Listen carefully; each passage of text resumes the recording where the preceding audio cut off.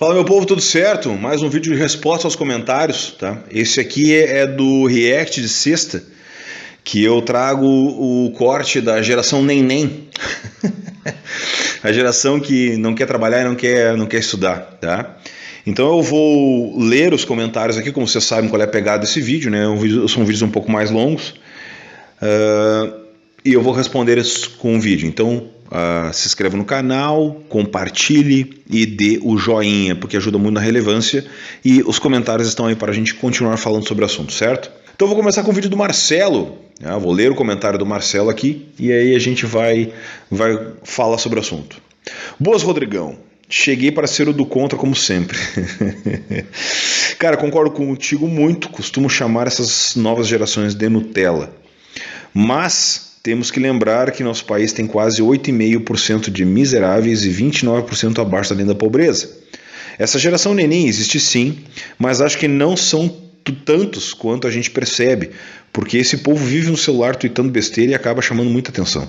Existe um pessoal novo aí que já está com a mão na massa e existe, infelizmente, gente que não tem nem o que nós tivemos. Nem tudo se resolve pelo esforço próprio. A meritocracia não é perfeita.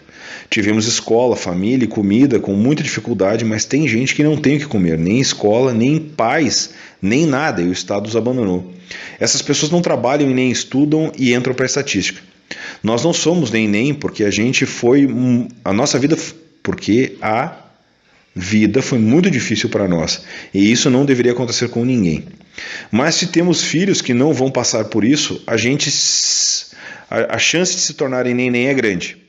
O desafio agora é conseguir ensinar aos nossos que a vida não é fácil como parece para eles. Essas coisas são inversamente proporcionais. Dificuldades na vida nos tornam fortes e resilientes, facilidades nos enfraquecem. Sobre a carreira, acho que a pessoa tem ao menos que... Deixa eu dividir isso. Antes de falar sobre a carreira, eu vou responder isso aqui porque o comentário do Marcelo é muito grande e ele implica todo o vídeo, tá? Primeiro é o seguinte, eu concordo com basicamente o que tu está dizendo aí, Marcelo. Minhas únicas ressalvas são: quando a gente tem muita gente que ganha muita coisa, tá? E quando a gente tem um estado mãe que começa a te dar demais, tu tira a vontade dos outros de produzir. Isso é óbvio, né? A gente tem um cara lá, tu colocar dois caras numa mesma sala de aula e tu nivelar a nota do cara por baixo, tu dá 10 para todo mundo, tu vai fazer com que o cara que normalmente tiraria 10, ele vai parar de estudar, porque ele vai ganhar, então não interessa, ele se torna preguiçoso. Isso é uma das coisas que eu falo muito pro Cássio, tá? Eu sempre digo para ele exatamente isso, sabe? Tu não tem que trabalhar, mas tu tem que entender que existe uma realidade na tua volta. Tu precisa estar consciente da realidade que está acontecendo, das coisas como elas estão acontecendo. Tu não pode fechar os teus olhos para isso, sabe? Isso vai funcionar o meu alerta? Cara, não faço ideia, velho, mas é o que eu posso fazer, eu não tenho o que fazer, sabe? A gente não tem outras alternativas. Se vocês escutarem um barulho no fundo, é minha cachorra que está jantando, tá? Como vocês sabem, eu estou num ambiente que não é o comum, então cá estamos, né? Enfim, vamos lá.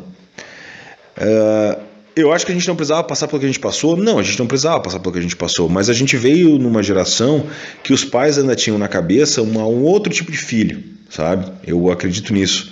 Eles ainda tinham aquela situação dos filhos para trabalhar, que quanto mais filho tivesse, mais fácil ia ser de ter mão de obra, aquela coisa toda, sabe?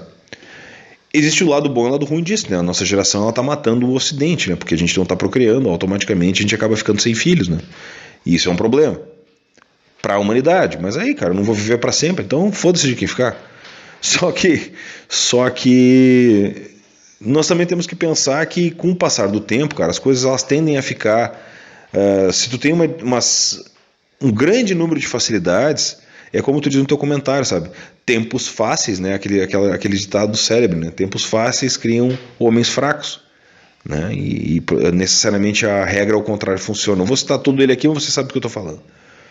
Sim, tempos fracos, tempos fáceis criam homens fracos. E é exatamente o que vai acontecer. Tem uma frase do Jordan Peterson que ele diz o seguinte: eu prefiro ser um guerreiro num jardim do que ser um jardineiro na guerra. Eu tenho isso pra mim, sabe? Eu prefiro ser aquele cara com faca na bota, que como a gente diz aqui no Rio Grande do Sul, né? Aquele cara que vai à luta, que mete a mão, não sei o que e tal, do que ser aquele cara em cima do muro que não tem opinião pra nada, sabe?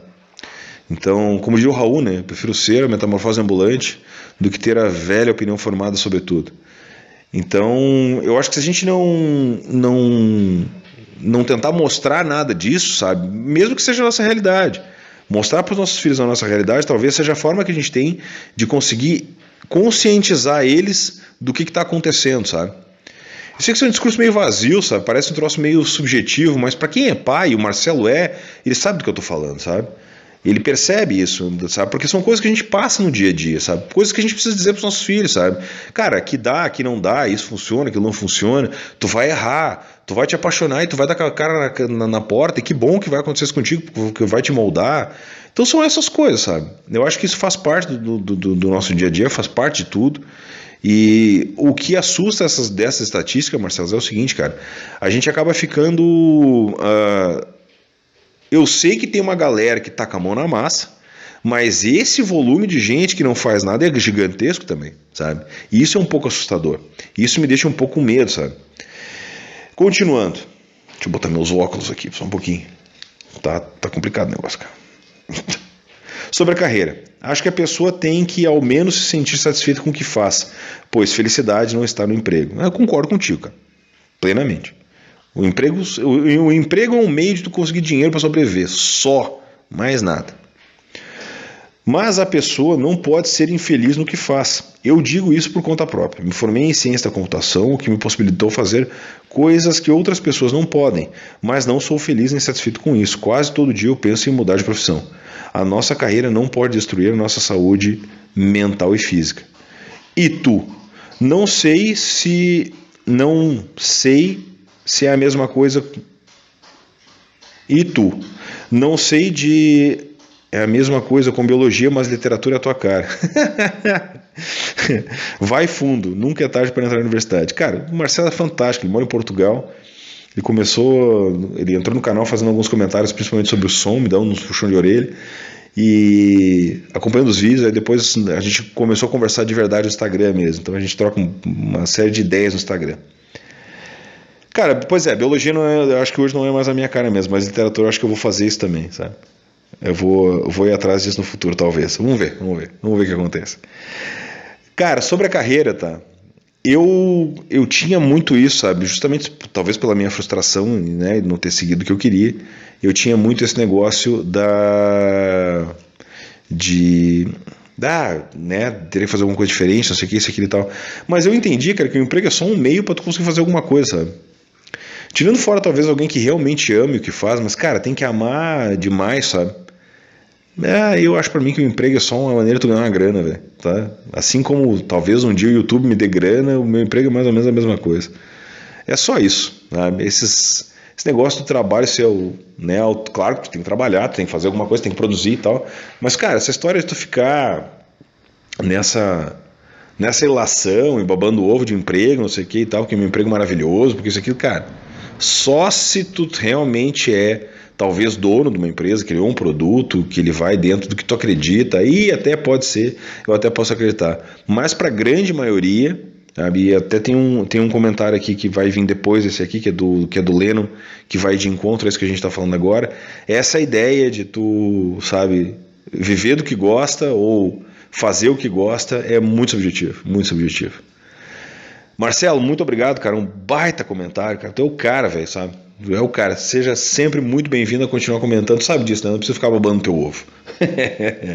Lennon, o jovem padawan. Eu me considero dentro dessas exceções que tu citaste. Hoje eu trabalho com o que amo, porém a estrada foi relativamente longa. Comecei a trabalhar com 12 anos lavando carro, ganhando 20 cents por carro. Aos 15 fui para o ramo da informática e lá comecei os meus primeiros passos para a programação. Faz 3 anos e meio que comecei a atuar como desenvolvedor e no meu primeiro dia logo pensei, caramba, consegui, e agora? A resposta? Continuar estudando, focar em ficar atualizado e se tornar um profissional cada vez melhor. Vejo muito da galera da minha faixa etária estagnada em empregos que não gostam ou nem emprego tem e não fazem nada para mudar a situação. Como diria meu tio, só ganha na Mega Sena quem joga. Só se torna bem-sucedido quem trabalha e gera riqueza para si próprio. Claro que no Brasil temos um fator bem negativo chamado governo federal, que vive puxando a gente para baixo. Mas nada vem sem suor e dedicação. Tô falando que nem coach já.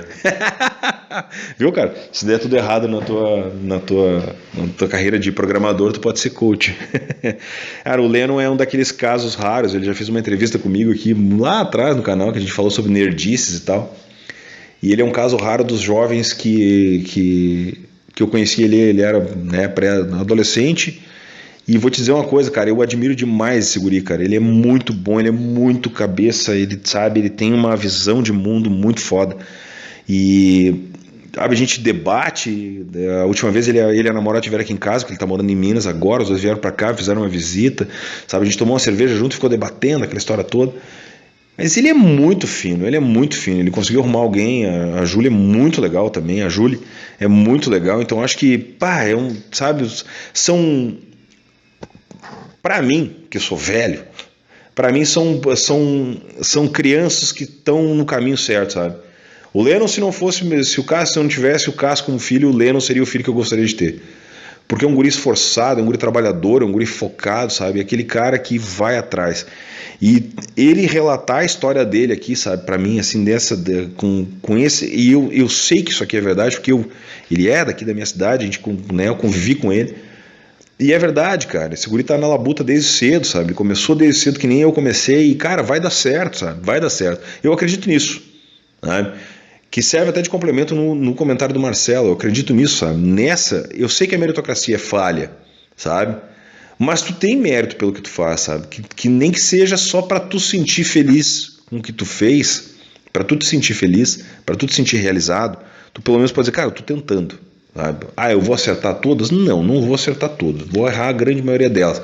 Mas aqui eu acertar vai ser um golaço de placa. Essa é a pegada, velho, sabe? E o Lennon, cara, tudo que ele tá colhendo agora foi tudo coisa que ele mesmo plantou. Ele teve ajuda? Claro que sim. Teve ajuda, sim.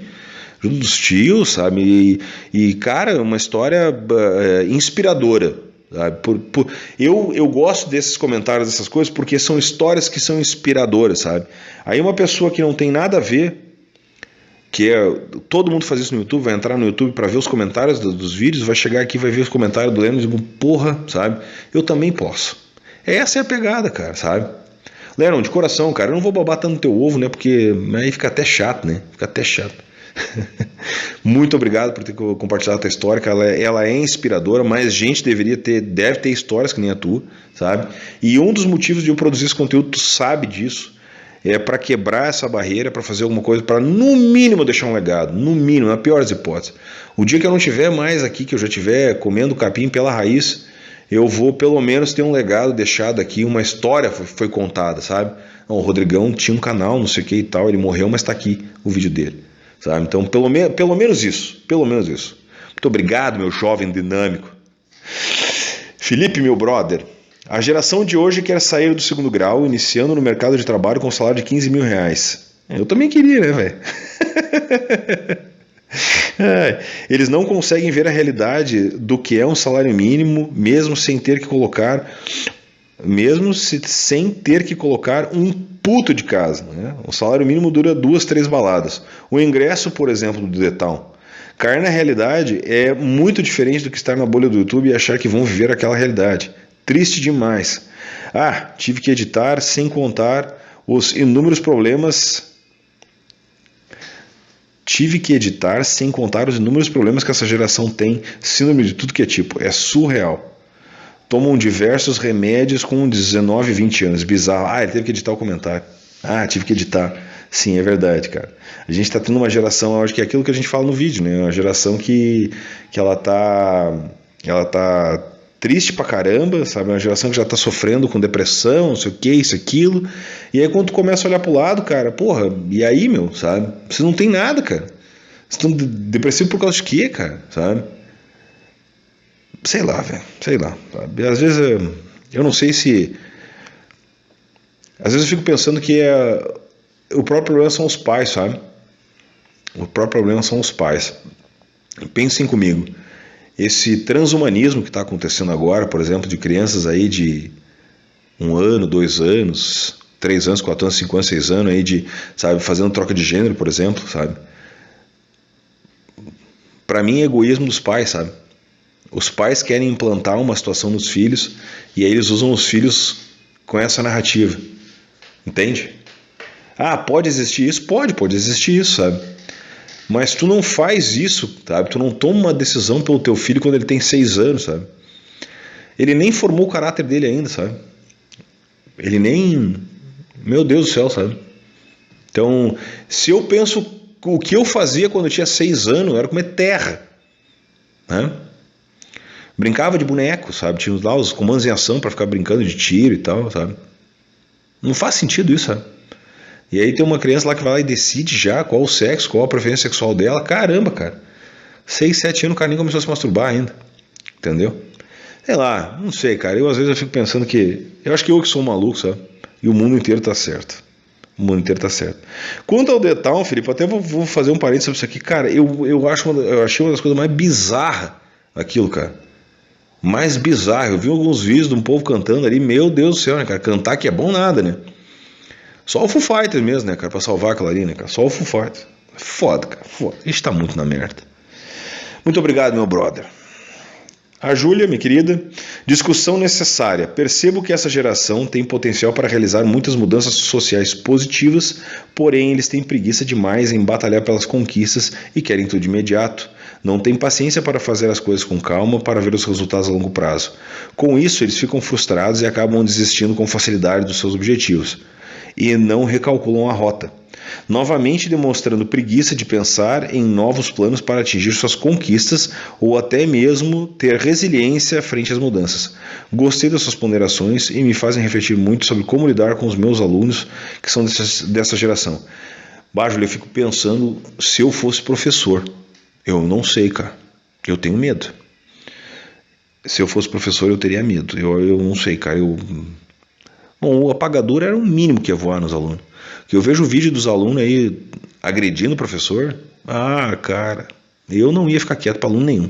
Bom, também tem aquela, né? O cara impõe respeito, né? Essa gurizada, eles sabem onde eles podem pisar. Eu fico pensando, sabe, o educador, que é o teu caso, por exemplo, sabe, o caso de tantas outras pessoas que optam por ensinar aos filhos dos outros, sabe? Tu é desmotivado, descredibilizado e com certeza tu vai ter problema em algum momento. Com certeza. Se não for ir agora, vai ser logo ali na frente. Tu vai ter algum problema, sabe? Isso pra mim é meio assustador, sabe? Porque eu fico pensando, tipo... Cara, como, sabe? Na minha época, por exemplo, é foda falar minha época, sabe? Porque são situações diferentes, mas vamos lá, né? Os professores eram basicamente... Eles eram a maior autoridade dentro da sala de aula. Ponto. Então, se tu fazia alguma coisa errada, os pais chegavam lá, eles não iam chegar pros professores, sabe? Eles iam te cobrar o que tu fez de errado. Eles jamais iam acusar os professores. E para tu convencer que os professores tinham feito alguma coisa, mano, é uma briga. Aí o que aconteceu? Aí nós é que fazíamos as merdas dos professores, o que a gente fez? A gente criou uma geração que faz o que está fazendo com os professores agora. Parece que se cobrar desses professores que fizeram bullying com a gente lá atrás, sabe? Isso é muito assustador, isso é um ciclo. Porque assim, ó, eu tenho pra mim que a geração dos anos 80 é a geração mais egoísta que já pisou nessa terra. É mais egoísta. Pensem comigo, sabe? Não tem nenhuma geração mais egoísta do que a nossa. Porque a gente veio numa situação que a gente foi relegado de alguma forma. Os pais dar elogio pra filha era muito difícil, né? Parte desse princípio. E a gente começou a trabalhar muito cedo. Aí o que a gente se transformou? A gente se transformou em egoísta porque a gente quer ter o controle de tudo. Como antes as situações que aconteciam com a gente não estavam no nosso controle, agora a gente quer o controle de tudo. E aí quando a gente quer o controle de tudo, a gente acaba destruindo a liberdade do outro. E daí quando o outro tem capacidade de se livrar, aí ele faz tudo o que ele quer fazer de uma vez só.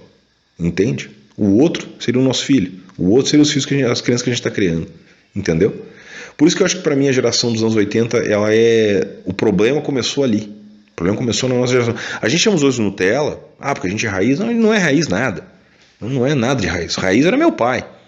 E ele era raiz. Sabe? Cachaceiro, pedreiro e dançador. Sabe? Não... E esse era raiz. Eu não sou nada. E ele diz, tu é foda, Rodrigão. Não, eu sou foda. Meu pai era foda, eu sou fodinho. Não existe isso. Não existe isso. E aí, como a gente criou essa geração fraca, agora a gente está pagando por isso, né? Porque a gente tá devolvendo o bullying que a gente sofria com os professores em outros professores. E a gente está transformando isso num inferno. Só que nós não contávamos com uma coisa, nós não contávamos com a tecnologia.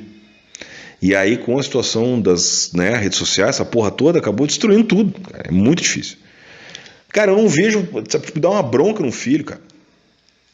Dá uma bronca no filho. Tu não tá dando a bronca porque tu ama ele menos, tu não tá dando a bronca porque, sabe, tu não tá xingando ele, não tá botando ele castigo porque tu ama ele menos e tal. Muito pelo contrário. É extremamente complicado tu chegar ali, sabe, e tu ser incisivo com o teu filho e cobrar dele uma situação. É muito difícil. Eu já tive nessa posição, é muito foda. Porque tu sai dali te sentindo um bosta completo. Mas só tem que fazer, cara. Quem ama cobra, não adianta. E se a gente não fizer, cara, os outros caras vão facilitar a vida dele e você sabe onde isso vai dar. Você sabe o que pode entrar no nariz, aquela coisa toda, sabe? É foda, mas a verdade é essa. E o único medo que eu tenho é droga. É o único medo que eu tenho. O resto, pra mim, tá tudo certo. Mas esse é o único medo que eu tenho porque eu tive casos assim na família. E, com relação ao consumo de droga e tal. Isso pra mim é muito complicado. É muito complicado. E é a única coisa que eu tenho medo, sabe? Porque em face àquilo, sabe? Em face à droga, não há pai, não há mãe, não há ninguém que consiga tirar o filho se ele entrar naquela lista, se ele não quiser sair. E aí vem tudo isso que a gente está falando da geração, sabe? Tu tem casos como o do Lennon, por exemplo, que são bem-sucedidos, não sei o que e tal, aquela história toda, mas aí tu tem os outros casos que talvez são da mesma geração e acabam sofrendo muito com isso, sabe? Porque acabaram se perdendo para droga e tal. Cara, isso é muito complicado, isso é muito difícil, né? Mas, Júlio, eu fico pensando no teu caso, mulher do céu, tu deve tomar um Rivotrilzinho de vez em quando, né? Obrigado pelo teu comentário. O Vitor comentou comigo aqui. Minha prima tem 32 anos, é neném. Eu gosto do, sabe? Pá! Bom comentário, Vitor. Começou bem. Sonhava com a vida perfeita, tinha muitas opções, não escolheu nenhuma. Hoje não sai de casa, tem síndrome de pânico. Rodrigão, o certo é ser como você, ir para a luta desde cedo. Mas fazer o quê? Hoje a cultura é mimar os filhos. Os pais não podem ser ruins. Falamos que somos raiz, mas queremos que nossos filhos sejam Nutella. Cara, exatamente o que eu falei antes. Poxa, Vitor, obrigado pelo comentário, obrigado pela tua percepção, né, desta pessoa que vos fala. E, cara, eu fico pensando nisso, sabe? Eu digo, porque, cara, com 32 anos, sabe? Eu, obviamente não conheço tua prima, mas eu fico pensando nisso, sabe, cara? Ai, se fosse eu, cara, sabe? Porque eu poderia estar qualquer um de nós poderíamos estar nessa situação. Se coisas tudo der errado, cara, vou fazer o quê, sabe? Vou pra onde? Vou ficar onde me acolhem, vou ficar onde, as pessoas me ajudam e tal. Mas é quando tu começa a olhar pro lado, cara, tu fica pensando, caramba, cara, sabe, que coisa de louco, porque daí tu tem gente que poderia estar produzindo, fazendo um monte de coisa e tal, sabe? E, não fazem nada, cara, sabe? Como é que tu consegue não fazer nada, cara? Eu tenho pra mim, esses dias eu ainda falei pra um amigo meu, ainda disse pra ele o seguinte, cara, esquece que a gente vai se aposentar. A gente não vai conseguir se aposentar. Porque se a geração inteira se aposentasse, todo mundo tem a minha idade, que eu tenho 44 hoje. Então vamos lá, eu teria mais... Se fosse me aposentar pelo INSS, vamos dizer assim, né? Vamos usar essa lógica, tá? Pelo meu tempo de serviço, porque a minha geração é a de conversão da última reforma da Previdência que aconteceu, eu me aposentaria com 57 anos. Né? Com 57 anos eu poderia me aposentar. Aí se eu me aposentasse com 57, antes dos 65, eu não sei se conseguiria todos os pontos ali para ganhar tudo que eu pago, enfim. Mas vamos imaginar que, com 57 eu encaminho minha aposentadoria. Eu me aposento, cara, mas aí tu fica pensando, cara, mas se todo mundo fizer que nem eu, o mundo vai entrar em colapso, porque não dá para parar. Como é que tu vai parar, cara? É impossível a gente chegar e parar e dizer, vou parar, tá?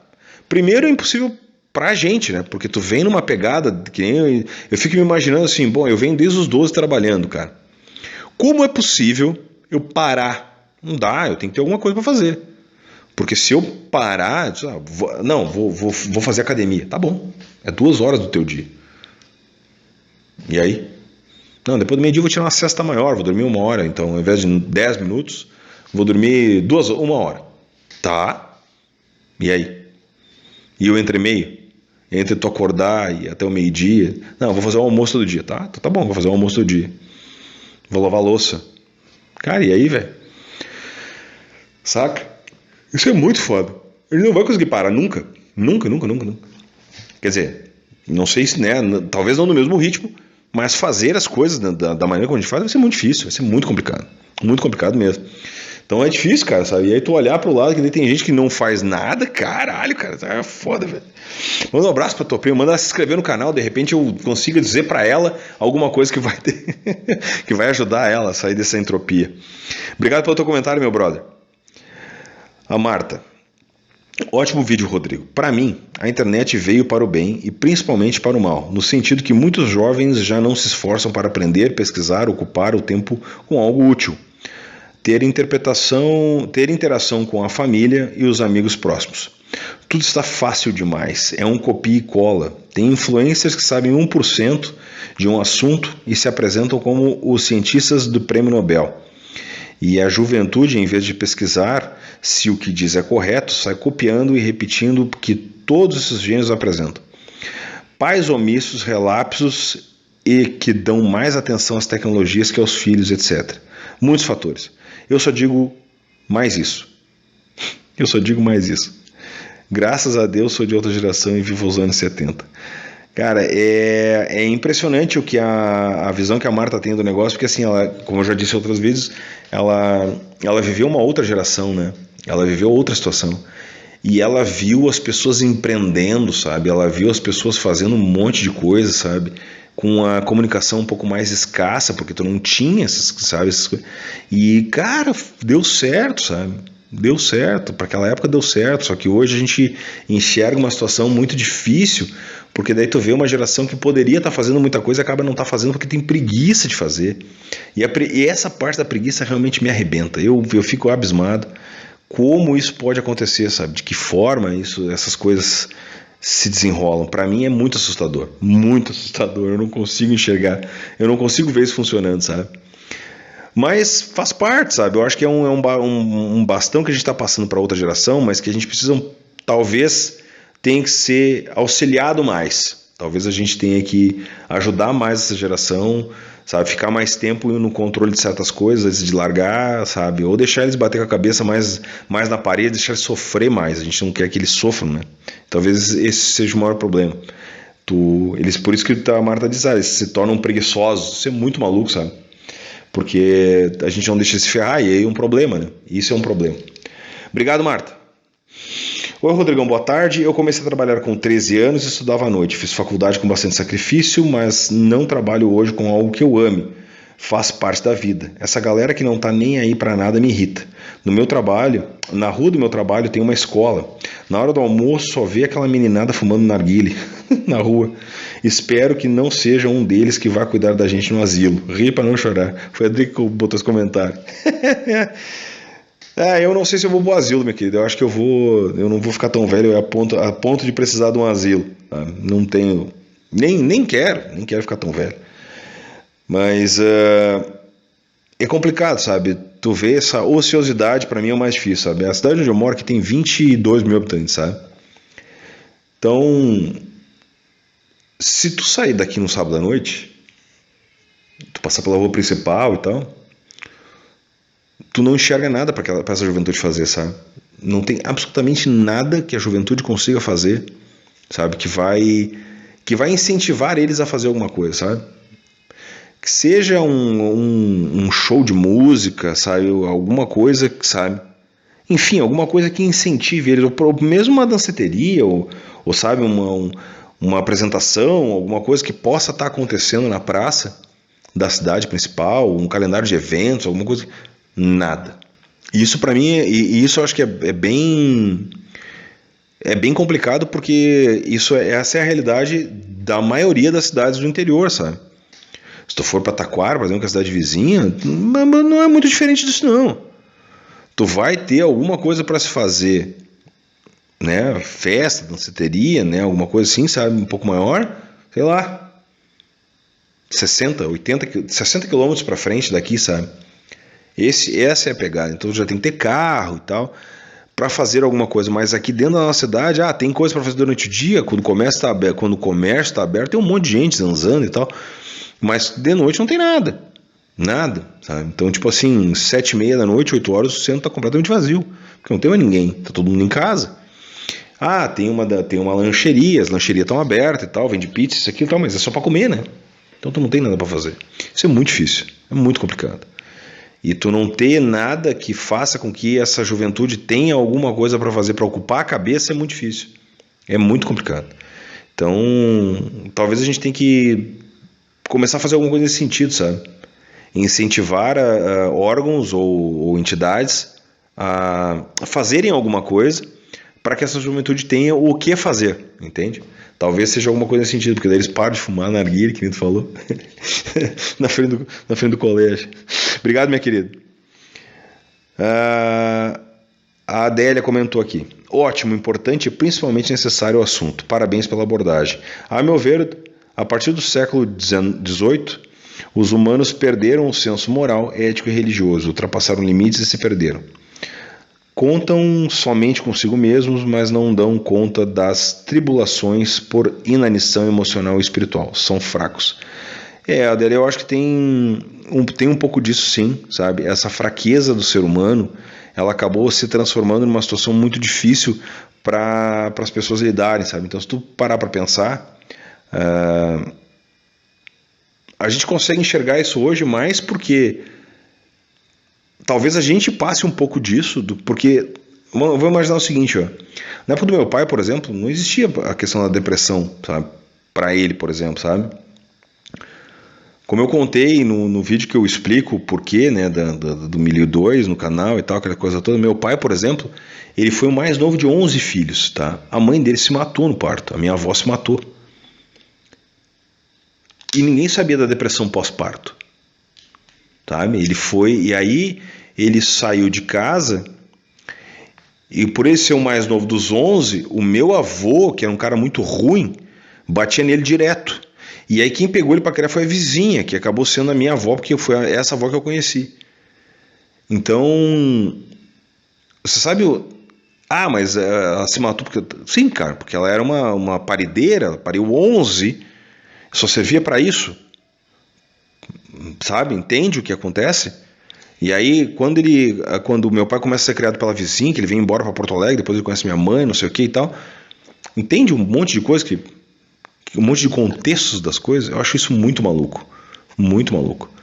Então, só que aí vem a história. Naquela época, por exemplo, não se tinha depressão. Hoje a depressão é uma doença que ela existe e ela é diagnosticada. E é importante que ela seja diagnosticada, né? Para que a gente tenha exatamente essa função de tratar ela, de entender ela, sabe? Porque essas coisas acontecem.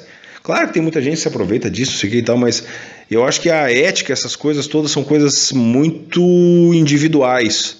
E a gente está passando por, agora, nesse momento, na minha visão, a gente está passando por dois problemas, os individuais e os coletivos. E um vai começar a ser solucionado depois que o outro for. Então, por exemplo, eu imagino que nós precisamos resolver as nossas questões para começar a andar sozinho, para enxergar o mundo de uma maneira diferente, para se sentir melhor, para poder resolver os problemas comunitários. E aí depois os problemas do país e assim sucessivamente. Eu acho que se a gente pegar... Tem o vídeo que eu falo sobre o Chesterton, né? O problema da sociedade sou eu. Porque no momento que eu me resolver, eu vou conseguir solucionar todos os problemas para frente. Mas eu preciso solucionar a mim mesmo primeiro. E eu acho que é isso que a gente precisa, sabe? Nos tornamos egoístas, mas às vezes eu enxergo o egoísmo com uma visão um pouco mais acolhedora, porque tu precisa ser um pouco egoísta no mundo hedônico que a gente está vivendo, sabe? No mundo onde a imagem e as coisas são completamente diferentes. Então, tu precisa ser um pouco mais fechado, mais restrito e não tão comunitário como o ser humano costumava ser. Então tu resolve as tuas questões primeiro, se certifica de quem tu é, para daí depois tu poder resolver as questões fora daqui, sabe? Para poder ajudar a tua comunidade em alguma coisa e ser produtivo de alguma forma. Não sei se eu consegui me fazer entender, mas eu acredito que sim, né? Então, esse aqui é um dos vídeos daquele de comentário, né? Adélia, muito obrigado pelo comentário. É um daqueles vídeos de comentário que, né, eles rendem e tal, e eu fico falando aqui. Mas eu acho que essas situações são muito importantes para a gente falar, sabe? São coisas que elas precisam ser ditas, são situações que tu precisa botar para fora, sabe, certas coisas. Então tu não pode ficar incólume ao que está acontecendo no teu universo, porque são situações que são do nosso dia a dia, sabe? Então, eu agradeço demais os comentários de vocês, muito obrigado por participarem, por curtirem os vídeos, por, enfim, estarem inscritos aqui no canal comigo. Eu sei que esses vídeos demoram um pouco mais, tem que ter um pouco mais de tempo para olhar e tal, mas eu gostei de fazer esse tipo de conteúdo porque ele nos aproxima, ele nos coloca numa situação onde a gente consegue estar mais próximo e é muito gratificante poder fazer isso aqui, certo? Muito obrigado, minha gente, forte abraço, até o próximo vídeo.